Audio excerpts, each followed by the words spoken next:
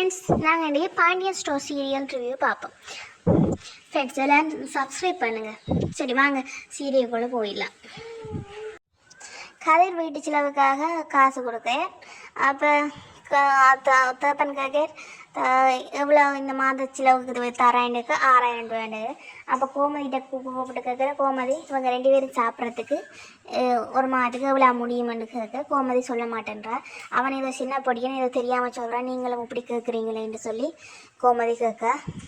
அப்போ இல்லை பிரச்சனை நீ எவ்வளோ முடியுமென்னு சொல்லணுன்னு கேட்க கோமதி சொல்லலை. அப்போ உடனே தங்கமயில கூப்பிட்டு தங்கமயில் இவங்க 2 பேரும் ஒரு மாதத்துக்கு சாப்பிட்றேன்னா இவ்வளோ செலவு முடியுமென்னு கேட்க தங்கமயில் கணக்கு போட்டு பார்த்துட்டு 8,000 to 10,000 வரைக்கும் முடியுமென்று சொல்கிறேன். அப்போ பாண்டியன் தங்கமயில பார்த்து தங்கமயில் சைலண்ட் ஆகிடுறா. அப்புறம் கதிர் சொல்கிறேன், இந்த மாதம் என்கிட்ட இவ்வளோ தான் இருக்குது, நான் வார மாதத்துலேருந்து எவ்வளோ காசு தரணும்னு சொல்கிறீங்களோ அந்த காசை நான் தந்துடுறேன் என்று சொல்லிட்டு காசு அவர்கிட்ட கையை பிடிச்சி காசை கையில் வச்சு போட்டு கதிர் போக. அப்போ தேப்பன் சொல்கிறேன், இந்த ரோசம் பாப்பம் எவ்வளோ நாள் இருக்குதுன்னு பாப்பம்னு சொல்லி அப்போ கதிர் சொல்கிறேன், அடுத்த மாதம் உங்களுக்கு தெரியும் தானே இது எப்படி இருக்குன்னு சொல்லி போட்டு அவர் கொடுத்துக்கு சேர்ந்து எல்லோரும் அவங்களோட வேலையை பார்க்க போகிறாங்க. அப்போ மீனா சென்னைக்கு போகணுமென்று பிளான் பண்ணவா சொல்லுவோம்னு வந்த இடத்துல இவ்வளோ பிரச்சனை ஆகிட்டு அதனால் சொல்ல முடியலை. அவங்களும் ஷேடாக போகிறாங்க. சேர்ந்து கோமதி கதிரின்ற ரூமுக்கு போய் நீ செய்வது சரியாடா, நீ அப்பாவுக்கு இப்படி செய்யலாமா, உன்னை இவ்வளோ காலம் கஷ்டப்பட்டு படிப்பிச்சு வளர்த்து விட்டு இப்போ கணக்கு பார்த்தா உன்னால் கொடுக்க முடியுமா, நீ ஏன்டா இப்படி செய்தான்னு சொல்லி கோமதி சண்டை போடுறா. அப்போ கதிர் சொல்கிறேன், நீங்கள் ஒரு வீட்டுக்கு கல்யாணம் போனால் அந்த வீட்டில் இருக்கிற சிலவெல்லாம் அந்த வீட்டுக்காரர் பார்ப்பாங்களா இல்லை அப்பா பார்க்கணுமென்னு எதிர்பார்ப்பீங்க, உங்களோட சிலவெல்லாம் அப்பா பார்க்கணுமென்னு எதிர்பார்ப்பீங்களான்னு கேட்க உடனே கோமதி சொல்கிறேன், என்னோட சிலவெல்லாம் அப்பா தான் பார்க்கணுமென்னு நான் எதிர்பார்ப்பேன்னு சொல்கிறேன். அப்போ அதே மாதிரி தான் நானும் செய்தேன், ராஜின்ற சிலவெல்லாம் நான் தானே பார்த்துக்கொள்ளணும், அப்போ அப்பா பார்ப்பேன் எதிர்பார்க்குற தப்பு தானே. மற்ற 2 அண்ணிமார் இருக்காங்க, அண்ணாக்கள் 2 பேரும் வேலையை போகிறாங்க, வீட்டில் காசு கொடுக்குறாங்க, அப்போ இவ்வளோ யாரும் எதுவும் சொல்லிடக்கூடாதுல்ல என்று சொல்ல கோமதிக்கு கதிர் செய்கிறது சரியென்னு தான் தோணுது.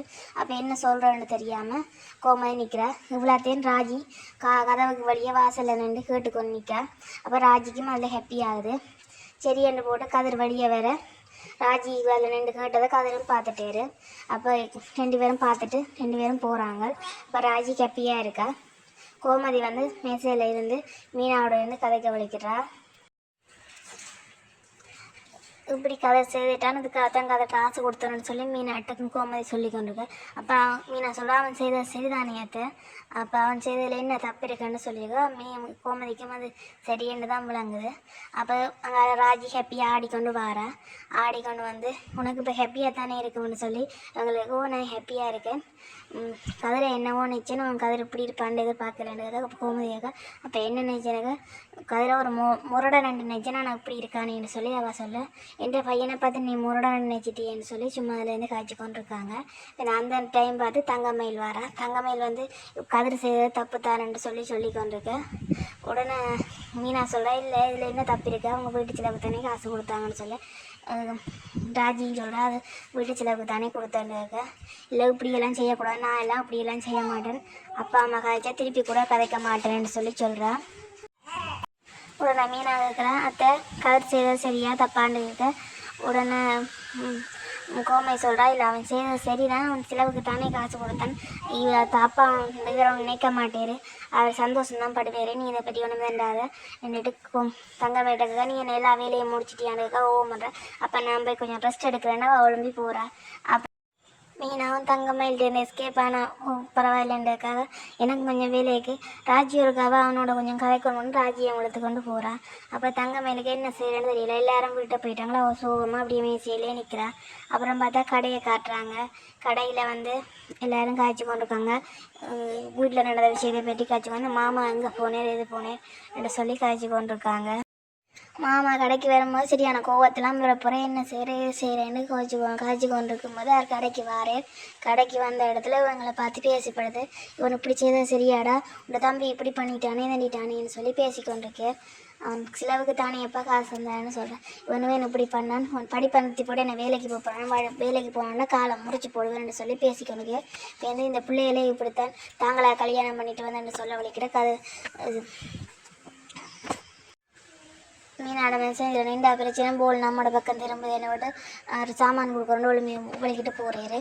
அப்புறம் பார்த்தா எங்கால சித்தப்பாக்காரன் அவரும் தான் போகணும்னு சொல்லி போட்டு அவரும் அவரோட சாமானை கொடுத்து கொண்டு போகிறார். அப்போ இப்போ கடையிலேருந்து எல்லாரும் போயிட்டாங்க. கடையில் கதிர சித்தப்பாவும் அப்பாவும் தான் நிற்கிறாங்க.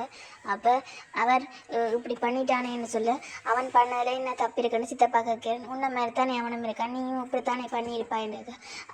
நானும் இப்படித்தான் பண்ணியிருப்பான், என்ன மாதிரியே இருக்கான்னு பார்க்க சந்தோஷமாக இருக்குது அப்படி சொல்லி பெருமையாக காய்ச்சி கொண்டிருக்கேன். அப்போ கடைக்குள்ள மற்ற வேறு கோவமாக பேசுகிற மாதிரி பேசுகிறார். திருப்பி அவங்க போக விட்டு சந்தோஷமாக இருந்தார்.